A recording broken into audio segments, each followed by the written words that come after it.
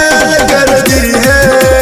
दिल तोड़े वाली सबका मैट्रिक में फेल कर दी है। दिल तोड़े वाली सबका मैट्रिक में फेल कर दी है। अखन अपने सब सुन रहल छी मां बिना रिकॉर्डिंग स्टूडियो में। दिल तोड़े वाली सबका मैट्रिक में फेल कर दी है।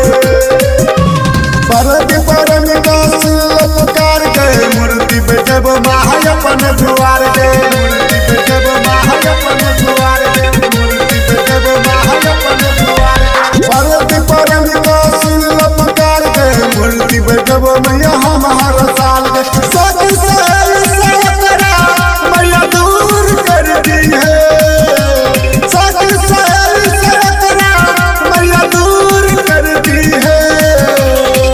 दिल तोड़े वाली सबका दिल तोड़े वाली सबका मैट्रिक में फेल